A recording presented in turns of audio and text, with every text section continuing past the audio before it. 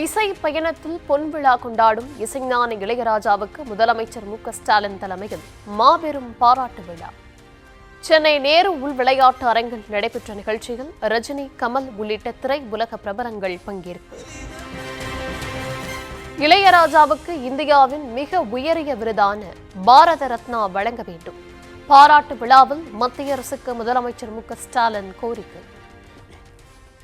நமது இளையராஜாவின் சாதனைகளுக்கு எந்த மகுடம் சூட்டினாலும் அது சாதாரணம்தான்.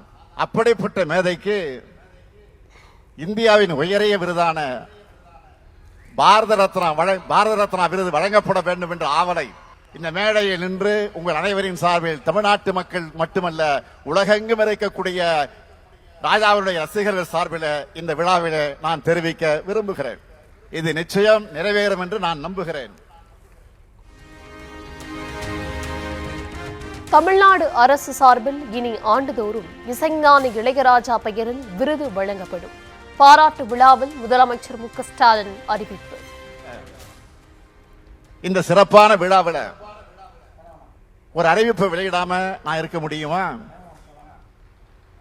இசைத்துறையில ஆர்வத்தோடு சிறந்த இசையை படைக்கிற இசை கலைஞர்களை ஊக்குவிக்கிற விதமா தமிழ்நாடு அரசின் சார்பில் இனி ஆண்டுதோறும் இசைஞானி இளையராஜா பேரில் விருது வழங்கப்படும் மகிழ்ச்சியோடு அறிவிக்கிறேன்.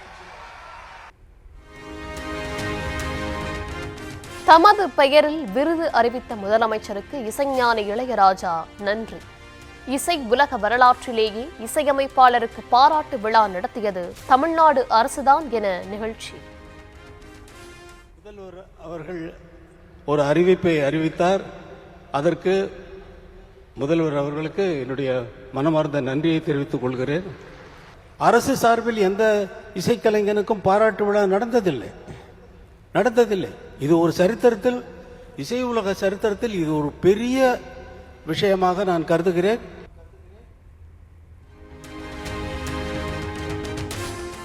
சிம்போனிக்காக தமது பிள்ளைகளுடன் நேரம் செலவிடவில்லை. பாராட்டு விழாவில் இளையராஜா உருக்க. எழுதியிருக்க முடியாது. இதே போல நீங்கள் விரும்பி கேட்கின்ற அத்தனை பாடல்களையும் நான் கம்போஸ் செய்திருக்க முடியாது. அதனால் இங்கே நான் நன்றி தெரிவிக்க வேண்டியது முதலாவதாக என்னுடைய குழந்தைகளுக்கு. என்னை பொறுத்து கொண்டு கார்த்திக் ராஜா, இவன் உங்களோட செலவழிக்க வேண்டிய நேரம் தான் அங்கே வந்து சிம்பனியா இசையா வெளியில் வந்திருக்கு. அதை நினைச்சு நீங்க சந்தோஷப்படலாம். உங்களோட எங்கள் டாடி நீங்கள் எங்களுக்காக நேரம் செலவிடலைன்னு சொல்லி நீங்கள் இனிமேல் கம்ப்ளைண்ட் பண்ண போகிறதில்ல. இது உங்களுக்கும் வயசாகிடுச்சு. உங்கள் குழந்தைகள் வந்து உங்களுக்கு சொல்ல போகுது. தாம் கண்ணால் பார்த்த அதிசய மனிதர் இளையராஜா என நடிகர் ரஜினிகாந்த் புகழாரு. எவ்வளவு இழப்புகள் வந்தாலும் இளையராஜாவிடம் சலனம் இல்லை எனவும் பேச்சு. நான் அதிசய மனிதர்களை நான் வந்து புராணத்தில் படிச்சிருக்கேன், இதிகாசத்தில் படிச்சிருக்கேன். நான் கண்ணாலே பார்த்த அதிசய மனிதர் இளையராஜா அவர்கள். அந்த 6 மணி வாசிட்டே இருக்கும், 6:30 மணிக்கு அந்த வண்டி போயிட்டே இருக்கும் பிரசாத் ஸ்டுடியோக்கு. எந்த ஸ்தலமும் இல்லை, எந்த இதுவும் இல்லை. கம்ப்ளீட்லி அவருடைய உலகமே வேற. இங்கே நம்ம உலகத்தில் அவர் இல்லை, இசை உலகத்தில் அவர் இருக்கார். அப்பப்போ இங்கே வந்துட்டு போறார், அவ்வளவுதான்.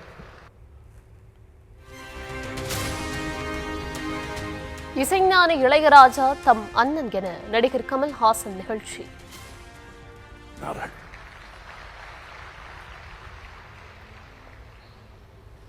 இந்த விழாவில் நான் பேசுவது எனக்கு எவ்வளவு பெருமையா இருக்கும் என்பது என் அண்ணனுக்கு தெரியும். இந்த இசைஞானி என் அண்ணனும் தான்.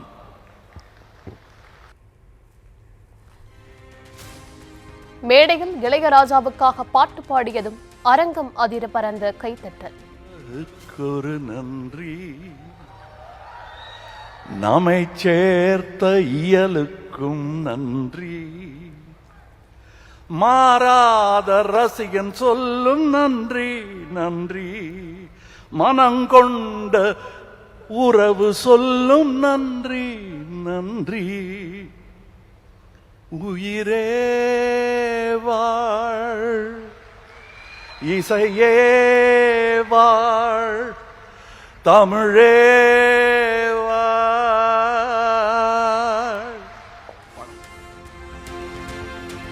இயக்குனர் மகேந்திரன் ரஜினியுடன் சேர்ந்து மது அருந்திய கதையை சுவாரஸ்யமாக பேசிய இளையராஜா. நானும் உட்காந்து குடித்தோம்.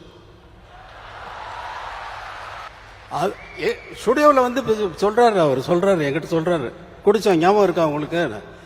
அப்புறம் இல்லை, நீங்கள் அவர் அரை பாட்டில் பீரை குடிச்சிட்டு ஆட்டம் இருக்கு பாருங்க அப்படின்னாரு.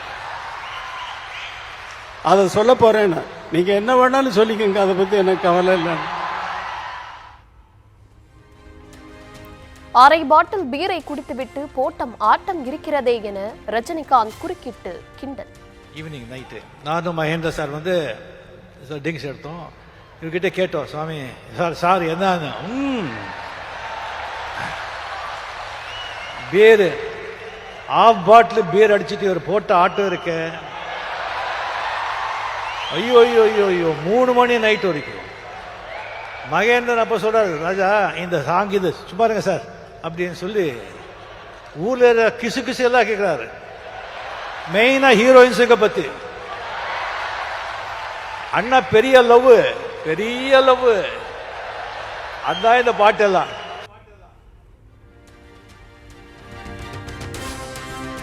பாராட்டு விழாவின் நிறைவில் ரசிகர்களின் வேண்டுகோளுக்கு இணங்க ஜனனி ஜனனி பாடலை பாடிய இளையராஜா. அரசியல் தலைவர்கள், நடிகர்கள் மெய்மறந்து கேட்டனர். ஜனனி ஜனனி ஜகம் யகம் நீ ஜகத்காரணினி பரிபூரணினி ஜகத்காரணினி பரிபூரணினி ஜகத்காரணினி பரிபூரணினி ஜனனி ஜனனி ஜகம் நீ யகம் நீ ஜனனி ஜனனி ஜனனி ஜனனி.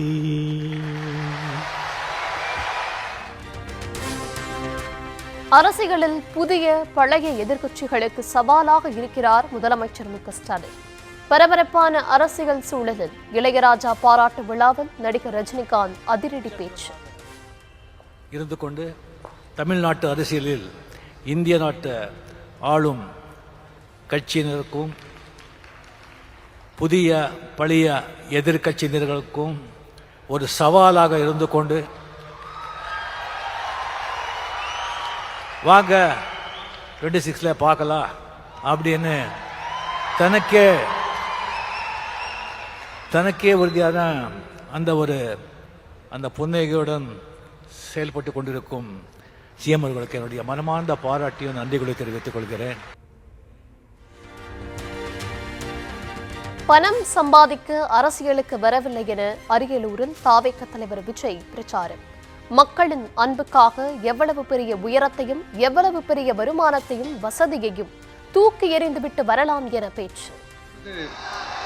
உங்களுடைய இந்த அன்புக்காக எவ்வளவு பெரிய உயரத்தையும் எவ்வளவு பெரிய வருமானத்தையும் எவ்வளவு பெரிய வசதியையும் தூக்கி எறிஞ்சிட்டு வரலாங்க. என்னங்க பெரிய பணம் வேணுங்கிற அளவுக்கு பார்த்தாச்சு. அரசியலுக்கு வந்துதான் நான் பணம் சம்பாதிக்கணுமா என்ன? அதுக்கு கொஞ்சம் கூட அவசியமே இல்லை. மை டியர் அங்கிள் என்று பாசமாக மரியாதையாக சொன்னால் கோபித்துக் கொள்கிறார்கள் என அரியலூரில் விஜய் பேச்சு. My dear CM sir reels அருந்துவிட்டது என கூறி நிறைவேற்றாத வாக்குறுதிகள் என பட்டியலிட்டு பிரச்சாரம். முக்காவாசி வாக்குறுதிகளை கூட நிறைவேற்றாம எல்லாத்தையும் நிறைவேற்றிட்டோம் இப்படி கொஞ்சம் கூட மனசாட்சியே இல்லாம இப்படி கதை விடுறீங்களே மை டியர். வேணாம் வேணாம் வேணாம் வேணாம். உங்களுக்கு தான் ஆசையா பாசமா கூப்பிட்டா பிடிக்க மாட்டேங்குது. இப்படி கதை விடுறீங்களே my dear CM sir. Reels வேற ரியாலிட்டி வேற நீங்களே சொல்லிட்டு இப்ப நீங்க விடுறது அம்பட்டும் ரீல்ஸ் தான். அதுல எல்லாம் பாதியில அருந்தும் போயிடுச்சு.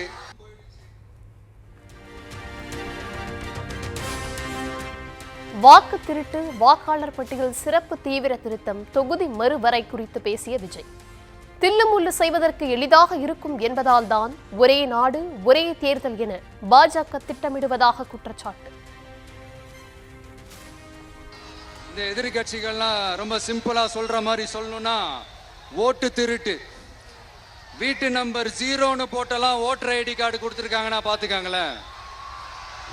எவ்வளவு பெரிய ஒரு மோசமான வேலைகள்லாம் அவங்க செய்யறாங்கன்னு பாத்துக்கங்க.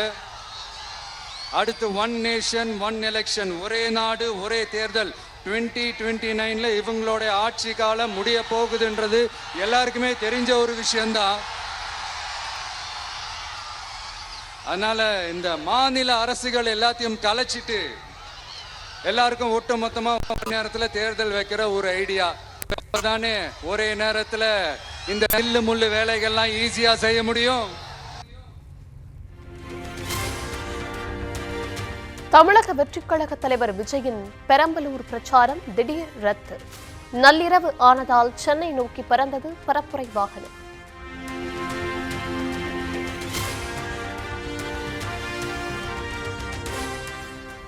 பெரம்பலூரில் விஜயை காண மதியம் முதல் நள்ளிரவு வரை காத்திருந்த தொண்டர்கள் ஏமாற்றம்.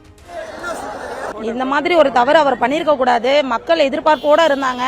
3 மணில இருந்து எல்லாருமே அவருக்காக தான் வெயிட் பண்ணாங்க. அவரோட ஸ்பீச்சுக்காக தான் எல்லாரும் வெயிட் பண்ணாங்க. அது அவர் வராதது எல்லாருக்குமே ஒரு ஏமாற்றம் தான், பெரம்பலூர் மக்களை சேர்ந்த வரைக்கும். நான் 3 மணில இருந்தே வெயிட் பண்ணிட்டு இருக்கேன் விஜய்க்காக. அவங்க இன்னும் வரல. ஏன்னா அதனால கஷ்டமாயிருச்சு. ரொம்பவே எதிர்பார்ப்புல இருந்தேன். திடீர்னு வரலங்கவும் ஒரு மாதிரி கஷ்டமாயிருச்சு. அவர் பேச்சு கேட்கலனாலும் பரவாயில்ல, மூஞ்சையாவது பார்த்துருக்கலாம். அதை கூட எங்களால பார்க்க முடியல. திரும்ப நாங்க 4 ரோடு போய் பார்த்துட்டு வர இருக்காங்களான்னு அவர் போய் 1/4 மணி நேரம் ஆகுதுன்னு சொல்றாங்க. எங்களுக்கு கஷ்டமா இருக்கு. பெரும் எதிர்பார்ப்புடன் வந்தும் நேரில் பார்க்கும் வாய்ப்பு கிடைக்கவில்லை என ஆதங்கம். அப்படின்னு சொல்லிட்டு தான் வந்தோம். அது எங்கேயும் மாநாடு நடந்தா அவ்வளவு தூரம் எங்களால போக முடியாது. கேர்ள்ஸா இருக்கோம், வீட்டுல அலோவ் பண்ண மாட்டாங்க. நாங்க அதையும் மீறி இவ்வளவு நேரம் இருக்கிறதுக்கு அவருக்காக பாக்கலாமேன்னா மாநாடுக்கெல்லாம் போக முடியாது. இவ்வளவு தூரத்தை வச்சிருந்தாங்க. என்ன பண்றது, இங்கேயாச்சும் வந்து பாக்கலாம்னு பார்த்தா அது வாய்ப்பு இல்லாம போச்சு. இரவு 1 மணியை கடந்து விட்டதால் மக்களின் நலனை கருத்தில் கொண்டு பெரம்பலூர் மக்கள் சந்திப்பு ரத்து. விஜயின் பெரம்பலூர் மக்கள் சந்திப்பின் தேதி விரைவில் அறிவிக்கப்படும் என தாவிக அறிவிப்பு. தேர்தல் சுற்றுப்பயணத்தை துவங்கிய முதல் நாளே விஜய் மக்கள் சந்திப்பில் சொதப்பலுக்கு மேல் சொதப்பல்.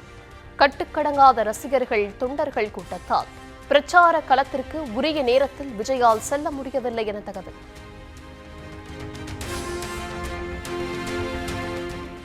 விஜயின் பிரச்சார வாகனத்தை இருசக்கர வாகனங்களிலோ அல்லது வேறு வாகனங்களிலோ பின்தொடரக்கூடாது என்ற கட்டுப்பாட்டை மீறிய தாவேக்க தொண்டர்கள் பிரச்சார வாகனத்தின் முன்னும் பின்னும் அணிவகுத்து சென்றதால் ஊர்ந்து செல்லும் நிலை.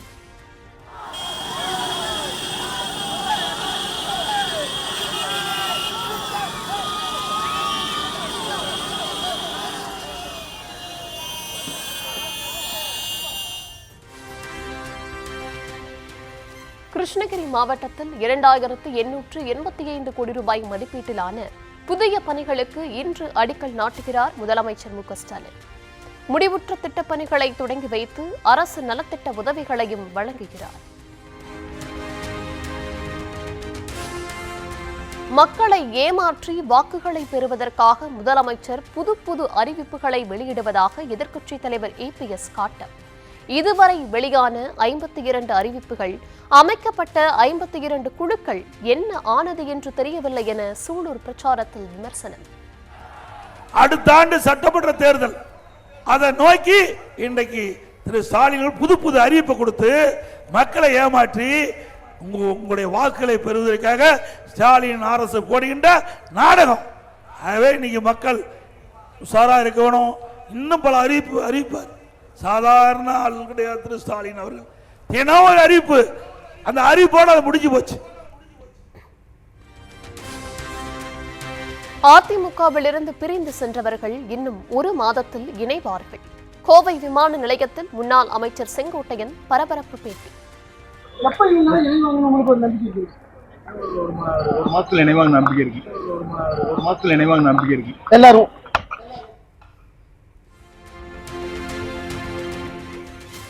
மணிப்பூர், மிசோரம், அசாம் ஆகிய 3 வடகிழக்கு மாநிலங்களுக்கு பிரதமர் மோடி சுற்றுப்பயணம். ஆயிரக்கணக்கான கோடி ரூபாய் மதிப்பிலான திட்டங்களுக்கு அடிக்கல் நாட்டியதோடு முடிவுற்ற திட்டப் பணிகளை தொடங்கி வைத்தார்.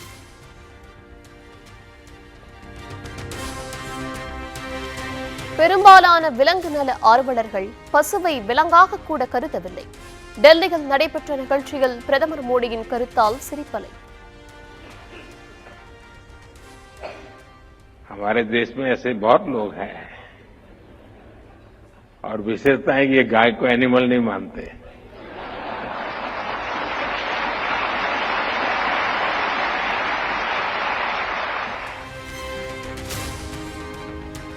கலவரங்களால் பாதிக்கப்பட்ட மணிப்பூரில் பிரதமர் மோடி 3 மணி நேரம் மட்டுமே இருந்தது கேலி கூத்து என காங்கிரஸ் தலைவர் மல்லிகார்ஜுன கார்கே விமர்சனம். இது அடையாளத்திற்கான பயணம், காயமடைந்த மக்களுக்கு பெரிய அவமானம் எனவும் தாக்கு. பகல்காம் பயங்கரவாத தாக்குதலுக்கு பிறகு பரபரக்கும் கிரிக்கெட் களம். ஆசிய கோப்பை கிரிக்கெட்டில் இன்று நடைபெறும் ஆட்டத்தில் இந்தியா பாகிஸ்தான் அணிகள் பலப்பரீட்சை.